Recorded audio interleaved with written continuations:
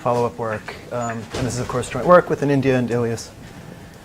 OK, so this is going to be a talk about approximate counting. Just to give 30 seconds of boilerplate.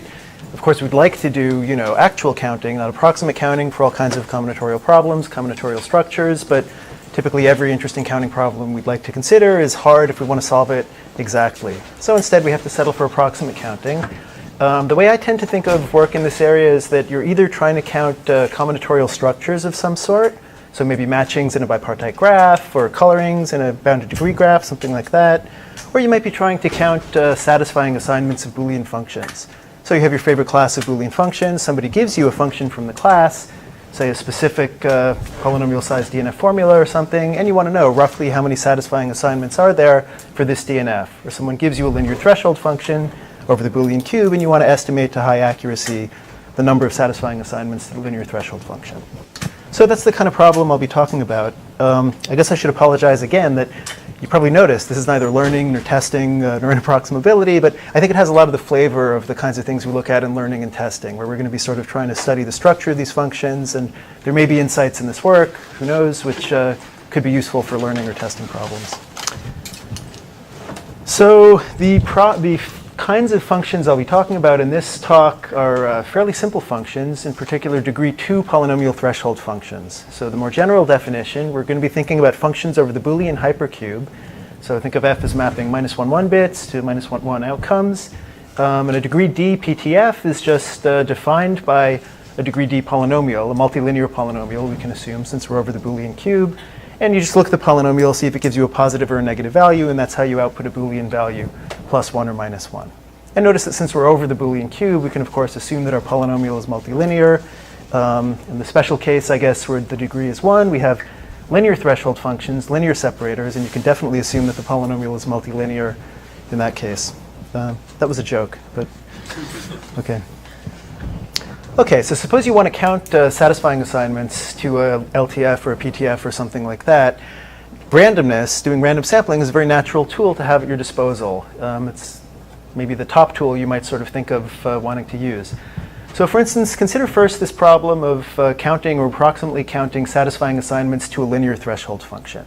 So the input to the problem is you're given explicitly these weights, W1 through Wn, and this threshold parameter theta. You're given those actual values that defines the linear separator, and you want to know roughly what fraction of points, I guess p would maybe be the true fraction of points of the Boolean hypercube that are on one particular side of the linear separator.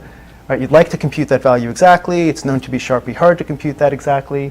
So the next best thing you might hope for is I want to get a high accuracy approximation of that fraction of points on one side of the separating hyperplane. Right? The strongest thing you'd hope for is a multiplicative accuracy approximation, right? 1 plus or minus epsilon times the actual value.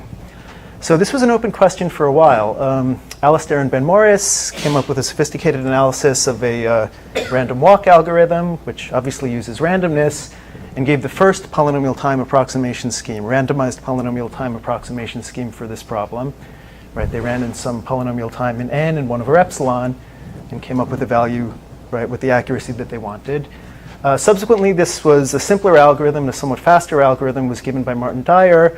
Again, it was sort of very, very much a randomized approach to the problem. He sort of developed a clever way of chopping off a region of the hyperplane, a region of the hypercube, which was not too much larger. The red region is like what you actually want to estimate the size of. He was able to define a region not too much larger than the red region, so that, and such that you could do random sampling from this region. So you could just count now what fraction of the time do your points drawn from the bigger region actually land in the red region. You know exactly how many points are in the bigger region. That'll let you figure out to high accuracy the number of points in the red region. But again, like it's this kind of dart throwing approach. It very much inherently seems to use randomness to solve the problem. OK. So these are just some examples of how randomness can be useful for approximately counting satisfying assignments. It turns out you don't actually need randomness to solve this problem for the linear threshold function case. So Parikshit, Adam Clivens, and Raghu, participants in this meeting, gave one algorithm for doing this completely deterministically, where they had this sort of clever way of approximating linear threshold functions using branching programs. Dan Stefankovich, who's also here, Santosh, and Eric Vagoda gave a different algorithm based on sort of a clever dynamic programming view of the problem. So it turns out that you don't actually need randomness to solve this problem in the strongest possible sense. Their algorithms run in polynomial time in both parameters, and they're completely deterministic. And it's relative error for these half spaces, right? So in this multiplicative accuracy kind of guarantee. So the LTF problem, I think, has been completely destroyed. There's nothing to say. So you say in the strongest possible sense, in principle it could be even log of 1 over epsilon, or this is already...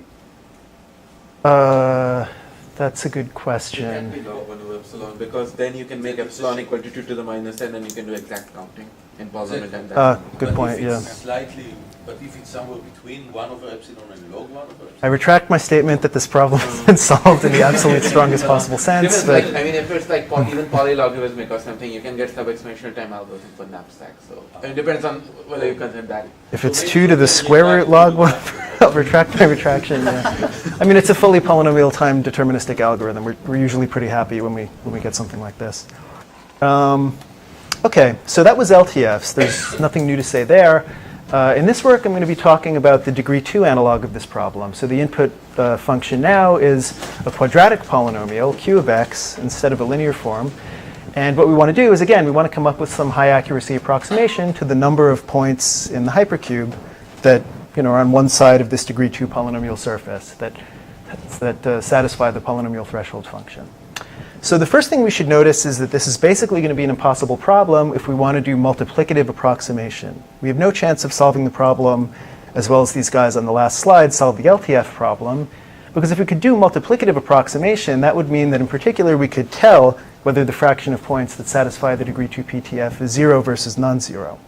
Right? But if you can do that, you're solving an NP-hard problem.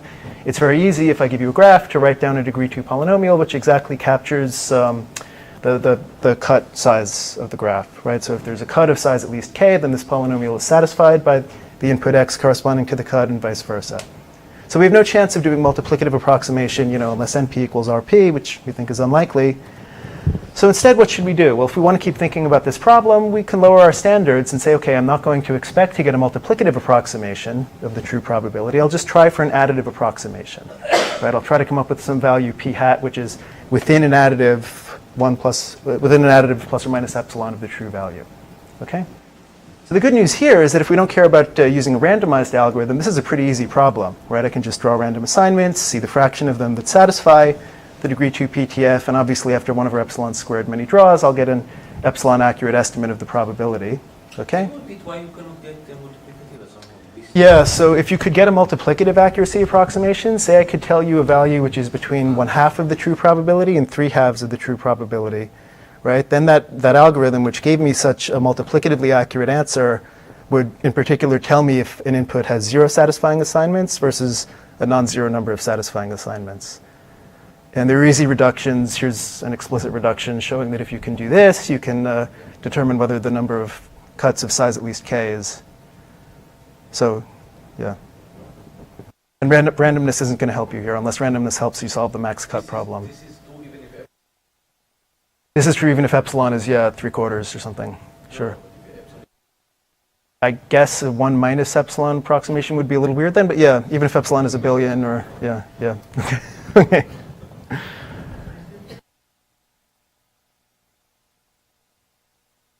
You mean for polynomials where you have some kind of guarantee just from the structure that... There is no constant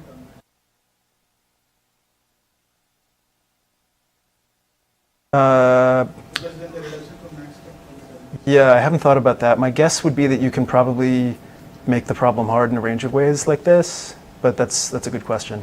Yeah. Okay, so for now, for this talk, what we're going to be doing is working on additive approximations. Obviously, like I said, you can do this very straightforwardly with the trivial algorithm, just by doing random sampling, if you're willing to use randomness. But of course, we don't want to use randomness. This is a ridiculous solution to this problem. It has nothing to do with degree-2 polynomials. You could run the same, randomized algorithm for any polynomial size circuit to estimate its fraction of satisfying assignments, right? That's sort of a very unsatisfying answer to this problem, just to do this random sampling. So kind of the only reasonable problem in this space, trying to motivate the actual problem we addressed, is I I think the one that, maybe not necessarily the only reasonable problem, but to us at least it felt like the right problem to think about. If you're interested in these degree 2 polynomial threshold functions, right, you shouldn't really expect to do multiplicative approximation for the entire class of all degree 2 PTFs. If you're willing to use randomness, it's a ridiculously easy problem even for a far more general class of functions, Boolean circuits. So somehow dealing with deterministic approximation and this additive accuracy requirement for your approximation felt like the right combination. And maybe the real motivation for looking at this problem is that in order to solve it, we're going to have to sort of really stare at degree 2 polynomial threshold functions and understand them somehow. And that kind of understanding is potentially useful for learning, for testing, for all kinds of things. And I guess we like de-randomizing things in this community. So I can now tell you the main results of the work. The main result is, I think this kind of approximation is called an EP-TAS, it's deterministic, that's in red. It's an exponential exact polynomial. Does anybody know what EP-TAS stands for? No one knows. No one knows. I can make up whatever I want. Anyway, it's a fixed polynomial running time. The running time is like n to the 4th or n to the omega plus 1, I think, exactly. And then there's a non-polynomial dependence on the epsilon parameter. It runs in time 2 to the poly 1 over epsilon. The algorithm is deterministic. You give it a degree 2 polynomial, okay, and it'll give you an epsilon accurate estimate for the fraction of points from the Boolean cube that satisfy the PTF. Okay? So that's the guarantee. I should mention that for a particular subclass of degree 2 PTFs, these so-called regular degree 2 PTFs, where what regular means is that each variable's influence on the underlying polynomial is low, a small fraction of the total, the algorithm actually is truly a fully polynomial time approximation scheme. It runs in time polynomial in n and polynomial in 1 over epsilon as long as the polynomial q that you're dealing with is sufficiently regular. And this is not sort of a side benefit of the main theorem. This is really the key to the main theorem. This is the top theorem comes from the bottom theorem. Okay. So what has been done on these kinds of questions prior to our work? Well, I guess the d equals 1 case instead of degree 2 polynomials is just linear threshold functions. We discussed that quite a bit already. The problem has been completely solved in this very strong sense of relative approximation in multiple different ways. A different approach, so there have been solutions to this kind of problem previously, but they were sort of, they didn't have the same quantitative or qualitative, I guess, properties. You can attack this kind of problem of doing deterministic approximate counting using unconditional pseudorandom generators, right? So just to remind you, a pseudorandom generator, we'll say of size s for a class of functions, see here for us would be degree 2 polynomial threshold functions, is just an explicit set of points, a set of points that's generated by a deterministic algorithm, which has the property that the fraction for every function in the class, the fraction of points in that explicit set that satisfy the function is very close to the true fraction of points from the Boolean cube that satisfy the function. Okay? So if you have a PRG for a class of functions, that obviously gives you a way to deterministically do approximate counting just by the trivial approach of enumerating through all of the points in your PRG, all the points in the set S, counting the fraction of them that satisfy the function. Right? It's like a one-size-fits-all approach to doing approximate counting. It's the same algorithm for every function in the class. It behaves the same way. So there's been quite a bit of work in the last 4 or 5 years on studying unconditional pseudorandom generators for linear threshold functions and polynomial threshold functions. I won't walk through every detail of every point on this slide, but the main thing I would like you to take away from this is that all of these results have, if you only think about, I guess, yeah, let's talk. We're talking about degree 2 PTFs. So for degree 2 PTFs, I guess this result is relevant. This result is relevant. This result is relevant. And you can see there's a polynomial in 1 over epsilon in the exponent of n for all of these results. So what does that mean? It means that if epsilon is constant, you could do deterministic approximate counting in some polynomial time, but the degree of that polynomial grows polynomially with the accuracy that you have. Or another way of saying it is that if epsilon is subconstant as a function of n, if it's something log n or something like 1 over log n, something like that, you're not going to get polynomial time from any of these previous results. But if you recall, in our approach, we have a fixed polynomial in n running time, and the exponential dependence on epsilon is like 2 to the poly 1 over epsilon. Okay, so we're able to handle subconstant values of epsilon for the first time. And again, in some sense, this shouldn't be too surprising. Our algorithm is going to actually look at the input function, right? Whereas all of these approaches, they don't even look at the input, right? It's just the same it's the PRG.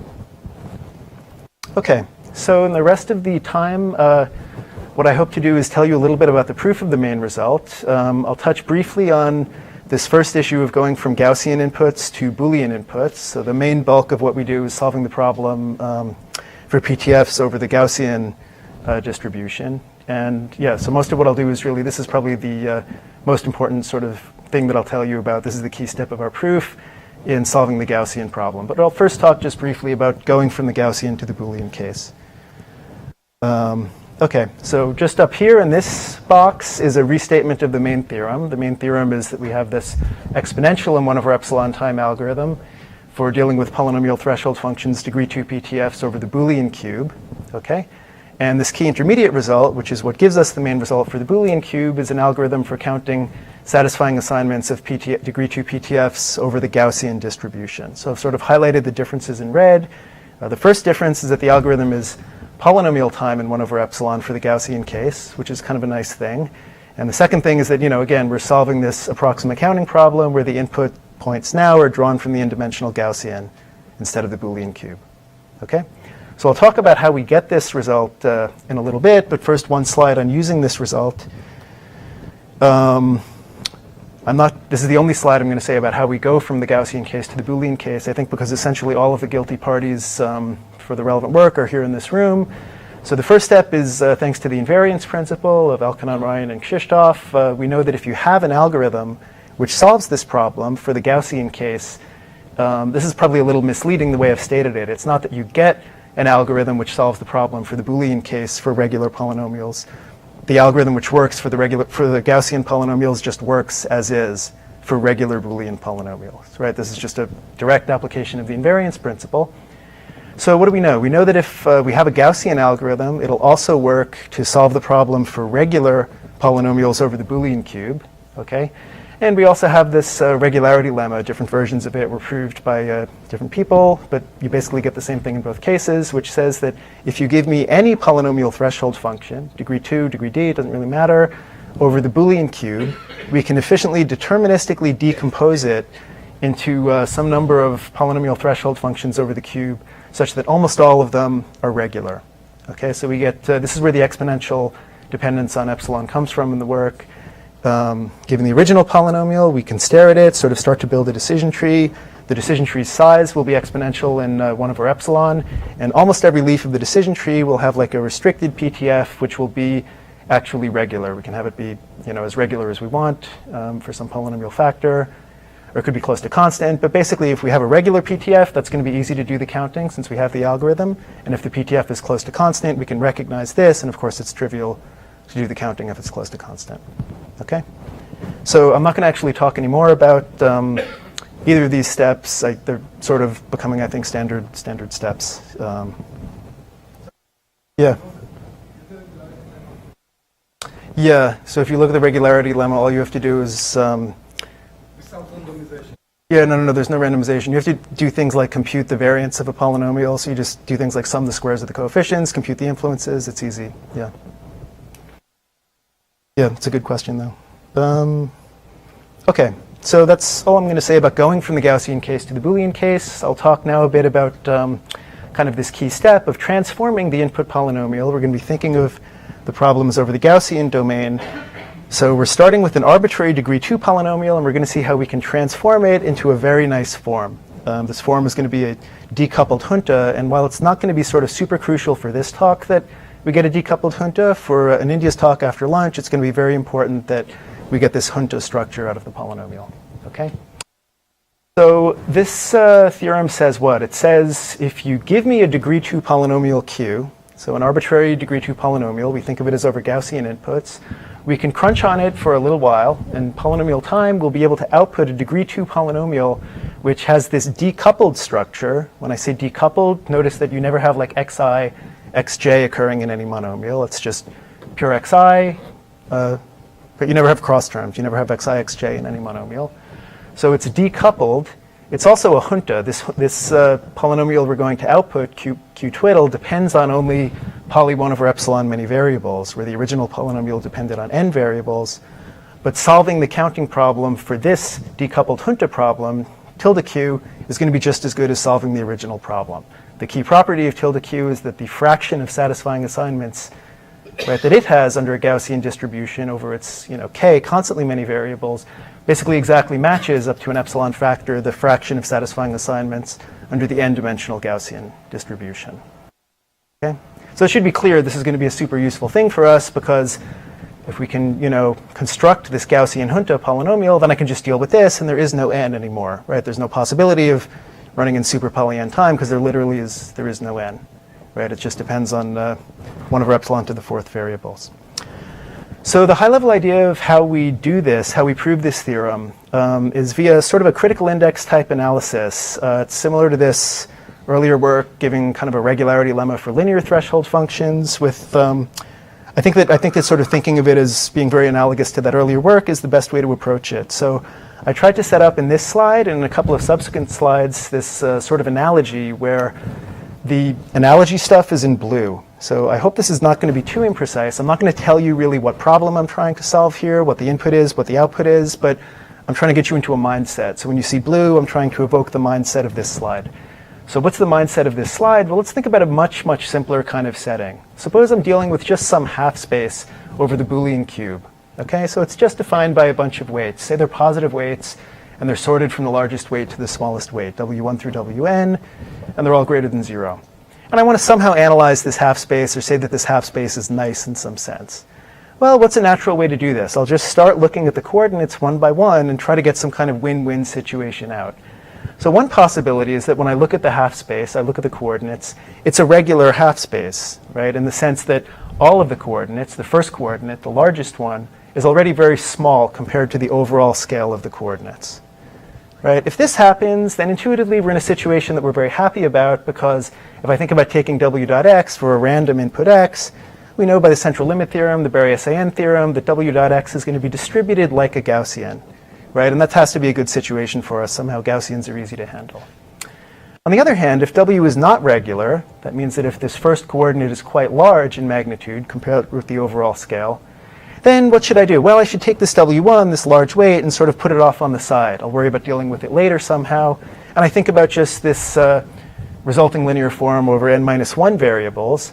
I know that it must be a lot smaller, right? The 2 norm of this vector has to be a lot less than the 2 norm of the original vector, because I took out a large coordinate, which was a large fraction of the original length of the vector. So I've sort of made a lot of progress, okay? And in this case, I have to go back up and now look again at the, I guess I'll be looking at W2 relative to the scale of the overall thing, see if it's regular. If it's regular, I'll stop, so on and so forth. So you can see this kind of process can't proceed for too many steps. If you do, I guess, if epsilon is sort of our largeness parameter for being regular or non-regular, if I do 1 over epsilon or 1 over epsilon squared many iterations, I'll have driven the 2 norm of the remaining part of the polynomial down to become some very, very small value. And intuitively, I should be able to ignore this remaining bit of the linear form because it just has small magnitude. It can never change things by very much. Okay? So it's kind of this win-win sort of situation where after poly 1 over epsilon many steps for k, you're either in a situation where you have something which looks like a Hunta over these poly 1 over epsilon many variables, ignoring the small tail, or you have a small number of variables that you kind of have to deal with, and then the rest of it looks like a Gaussian. And this is also like a nice situation to be in. So this was all in some Boolean LTF kind of setting. We're going to do something sort of morally very similar in our degree-2 PTF setting over the Gaussian distribution. So kind of a key technical tool that we'll use is a recent result from the probability literature, this theorem of Chatterjee. It basically says that if I look at a degree-2 PTF over Gaussian inputs, I can think about the eigenvalues of the quadratic part of this polynomial. If the largest eigenvalue is very small compared to sort of the overall scale of the polynomial, then Chatterjee tells us that the distribution of the quadratic polynomial is going to be extremely close, actually in a very strong sense, in total variation distance, to just the distribution of a Gaussian with the appropriate mean and variance. So in particular, if the 2 distributions are close in variation distance, it'll certainly be the case that they're close in Kolmogorov distance, and we'll get that this degree-2 polynomial over Gaussians, the fraction of assignments which satisfy it, will have to be very close to the fraction of points under a Gaussian distribution which satisfy this thing. Okay? So you do a little bit of work on top of this more general result of Chatterjee. We were able to establish this theorem in green. And the way I want you to think, without getting into too many details about this condition, is that it's analogous, this, small largest eigenvalue condition for the degree-2 polynomial over Gaussians is, I think, really analogous to this condition of having, in this LTF world that we just talked about, the blue stuff, it's analogous to having the vector be regular. Right? In both cases, you sort of get that the overall distribution is close to a Gaussian.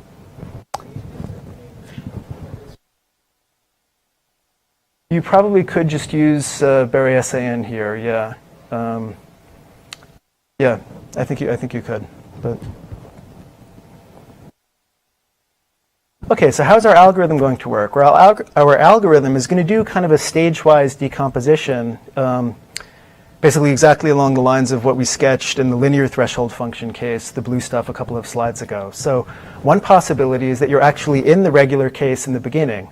Right? The sort of structural, this theorem of Chatterjee tells us that if you're in that case, right, then the overall distribution of the polynomial, the degree-2 polynomial, is close to that of a Gaussian, and we're done. Right? You've actually achieved k equals 1. You have a 1 Hunta, right, a linear polynomial, which does exactly what you want. So you should be so lucky as to be in this case. The typical case is that this won't hold.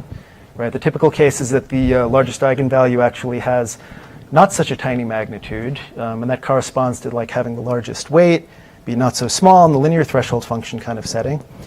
In that case, what are you going to do? Well, you want to, again, sort of set that eigenvalue aside, so we have to do some kind of change of basis which enables us to do this, right? We're in this Gaussian setting, so we will, I guess, did I skip over this? I guess, yeah, the first thing we'll do actually algorithmically is we're going to actually estimate, or approximately compute this eigenvalue-eigenvector pair. That's how we can sort of compare this eigenvalue's magnitude against the quantities we're interested in. So if the eigenvalue turns out to be large, we'll just sort of change basis to make the eigenvector corresponding to this eigenvalue be sort of one of our input variables. Right? This is kind of how we are able to achieve the decoupling stage. So if we do this sort of change of basis, we can rewrite the polynomial so that we now have this part corresponding to the original eigenvector, v1.x, corresponding to the largest eigenvalue. We have some quadratic contribution from that, some linear contribution, and then there's the rest of the polynomial. Now, if we had a perfect value of the eigenvalue and we had the perfect eigenvector, this guy, this remaining polynomial, wouldn't depend at all on y1. We can't typically get the eigenvalue exactly, we can't get the exact eigenvector, but if we approximate it to high accuracy, essentially this polynomial won't depend on that first variable that we've taken out. And we can also show that we make progress. We decrease the variance, and this is a pretty easy consequence of the fact that that first eigenvalue was actually large, was of size at least epsilon. Okay, so this really corresponds to having this large first weight, which we kind of set aside in the LTF setting.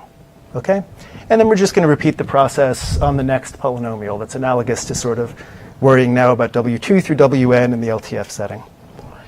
So the second stage is really just the exact same as the first stage was. If we're in the regular case, then we can stop and we're just going to output this. It'll actually be a Gaussian polynomial now where we have this first variable and then we have just a linear part from the second variable. Otherwise, we have to continue. Again, define a new variable which will correspond to the second eigenvector, and so on and so forth.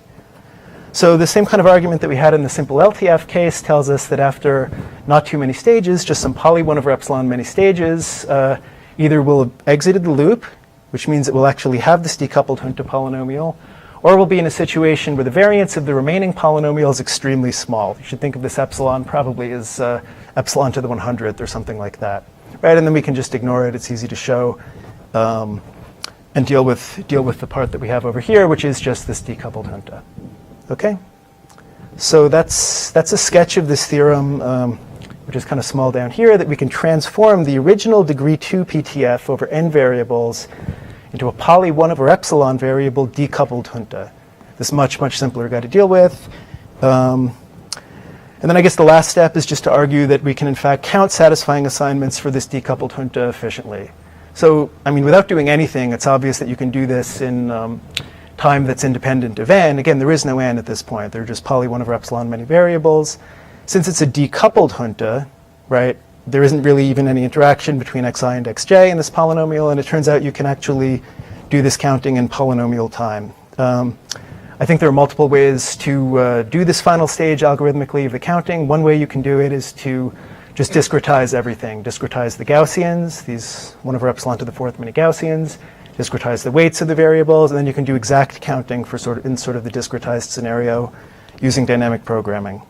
Yeah, so this is just saying exactly that. If you discretize sort of the coefficients of the polynomial, you can make them be small integers. If you discretize the Gaussian random variables, you can go to a discrete setting, and now you just have some poly 1 over epsilon sort of sized object, and you can do exact counting for this guy. So the details aren't too important of that step. And this is basically it. To wrap up, what did we do? We gave a deterministic algorithm, which runs in fixed polynomial time and exponential in 1 over epsilon for deterministically counting satisfying assignments of these degree 2 PTFs. It was really a polynomial time algorithm in the Gaussian case or the regular Boolean case. And this was like the, I guess, k equals 1 case of the result that in India we'll talk about after lunch. So after lunch, in India will tell us about how you can extend this result to deal with approximately counting the number of satisfying assignments of, say, an arbitrary Boolean function of 100 degree 2 PTFs, something like that. So the fun has barely started, but we do get to eat lunch in the meantime. Okay, thanks.